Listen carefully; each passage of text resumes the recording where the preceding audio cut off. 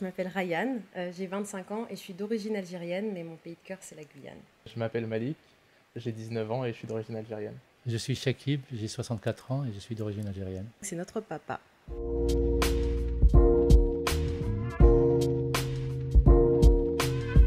J'ai quitté l'Algérie pour la France, mais mon point de chute souhaité avec ma femme, c'était la Guyane.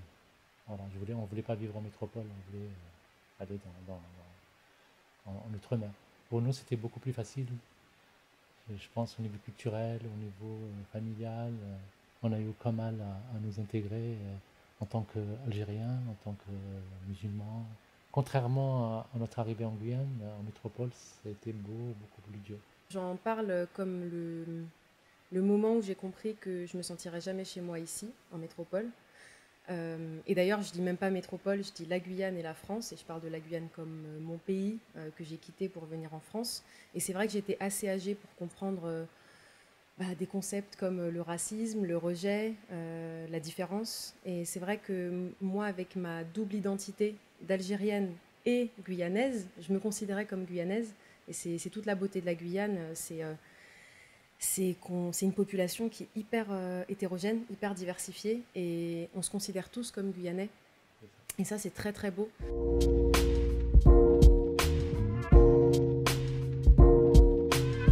C'est surtout, avant tout, la sécurité de la famille, le gardien des principes et des valeurs, d'éducation en fait, quand il est présent bien sûr, ce qui est mon cas. Donner du temps à ses enfants et soutenir sa femme. C'est réellement le modèle, en fait, le modèle. On le surnommait pendant longtemps Papa Poule, parce que justement il a été très protecteur. Et je pense que plutôt que d'essayer de se projeter sur nous d'une certaine façon, il a essayé à chaque fois de développer chaque petit intérêt qu'on avait. Il a eu un peu un rôle de support en permanence pour nous, et dans les études, dans les hobbies, dans les moments où ça allait un peu moins bien, il a toujours été là en support. On a appris cette affection et ces émotions positives et l'amour, en fait, à exprimer notre amour à travers papa, à être des personnes créatives, à aimer la musique, l'art, la danse. Tout ça, c'est papa. Papa nous a appris que la vie est aussi joie, pas que les études. C'est un papa qui est très ouvert aussi, qui nous laisse fréquenter des gens. C'est bête, hein, mais c'est une société qui est quand même fermée là-dessus. Il y a beaucoup de tabous. Et c'est un papa juste très ouvert, très chill, et puis très tolérant aussi envers beaucoup de choses que beaucoup de personnes de son âge, et surtout maghrébins, ne comprennent pas. Un peu la dynamique qu'on avait à partir de tout ça dans la famille, c'est qu'il y avait un peu c'était assez horizontal dans nos relations, dans le sens on avait tous beaucoup de respect pour lui, mais on savait que quand on devait parler avec lui, on pouvait avoir une vraie discussion d'adulte à adulte. J'ai eu la même chose en fait de la part de mes parents. Mon père était très très présent, ma mère encore plus, parce qu'elle faisait tout à la maison. On apprend en fait à être père, hein. On apprend avec le temps.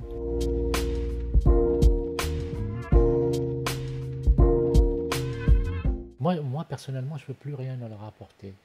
Ils ont déjà atteint la maturité et ils font leur propre chemin.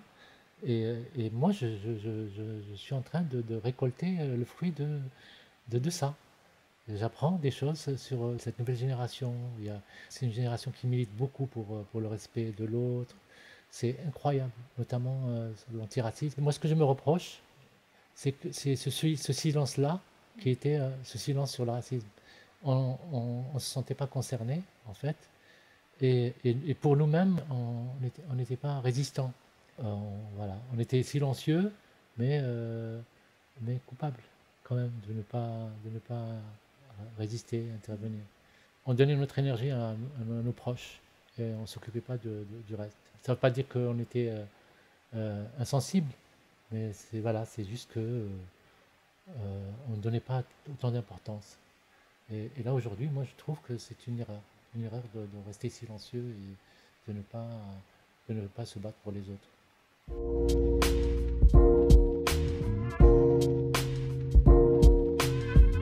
Je me suis toujours promis de donner à mes filles, comment dire, ce sentiment qu'il n'y a pas d'autorité pour elles, réservée pour elles, par rapport à leurs frères. c'était important qu'elles se sentent libres. Je vois, je vois le résultat de cette démarche. Et justement, elles sont libres. Hein, elles sont libres dans leur façon de réfléchir, de se comporter. Et, et je pense que pour moi, c'est un succès. C'est un succès parce que j'ai parié sur quelque chose qui n'est pas habituel. Moi, je me suis dit, non, pour mes filles, pour qu'elles soient heureuses, il faut absolument qu'elles soient libres. Moi, je suis là pour encadrer plus que pour diriger. Voilà. C'est ce que je leur dis toujours, je suis à vos côtés, je suis ni devant ni derrière vous.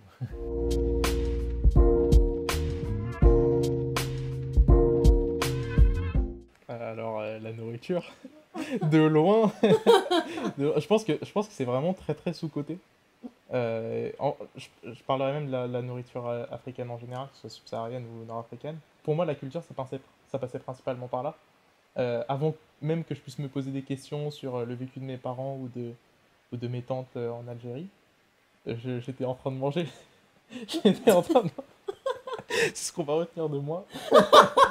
Je sais pas encore trop où ma vie se fera, ma vie de famille, tout ça. Mais je sais que l'histoire de l'Algérie, c'est quelque chose qui sera important pour mes enfants. La famille, la place, le rôle de la famille, et justement de cette famille étendue, cette force en fait de la famille, des tantes, des oncles, du grand-père, de la grand-mère, enfin, des grands-pères, des grands-mères. Et ça, je veux vraiment le conserver. L'esprit révolutionnaire algérien, ça, c'est quelque chose que je veux vraiment transmettre à mes enfants parce que c'est un pays qui s'est énormément battu et qui, pour moi, a dû renaître après la guerre d'indépendance. D'où les nombreuses problématiques qu'on peut y trouver. Et je trouve que cet esprit-là, et justement, c'est un pays qui est souvent cité aussi comme modèle de la révolution. Et je veux transmettre ça à mes enfants, qu'on peut toujours avancer, se battre, trouver quelque chose de meilleur et ne pas se retrouver enfermé, que ce soit un enfermement politique, social, religieux, culturel, peu importe, de ne pas se retrouver enfermé. Et puis la joie de vivre. Les célébrations, on célèbre tout de façon dramatique. C'est 7 jours, les mariages, on célèbre les décès. Et ça, je trouve ça très beau. Ça va avec la solidarité, en fait. Voilà, cet esprit vraiment collectif, je veux absolument le garder et le transmettre à mes enfants.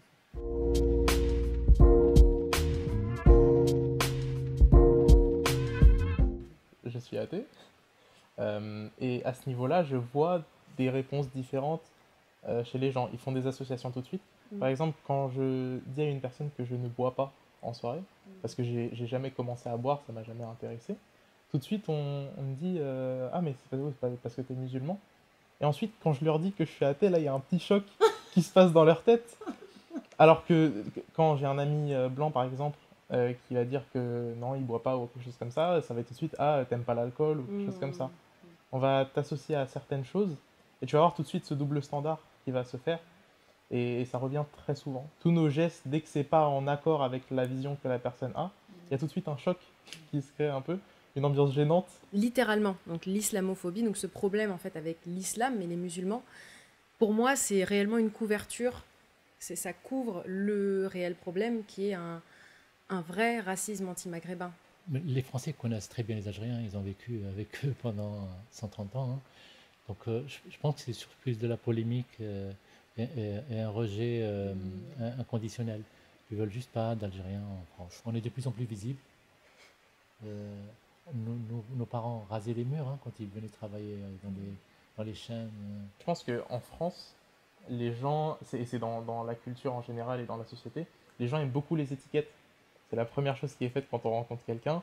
On voit par rapport à son style vestimentaire, de quel quartier la personne vient, de quelle ville. Tout de suite, on essaie de mettre une étiquette. Et ça dérange énormément quand ils doivent changer d'étiquette ou ils doivent changer quelque chose. Et du coup, il n'y a pas ce côté-là d'expression individuelle. J'aime la France, réellement. Et quand on sent qu'on n'est pas voulu en retour, c'est une déchirure particulière. Ça fait particulièrement mal.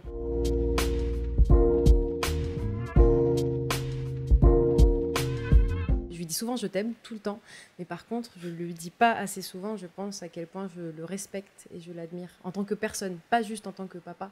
Je Je lui dis souvent, je parle, Ouais, je très, t'aime, très souvent. merci, tout le temps merci. Et à chaque fois, il me dit, bah non, c'est normal. Et je lui dis, bah non, c'est pas normal ce que tu fais, c'est énorme. Faire des choses pour lui, des actions pour lui soulager la vie.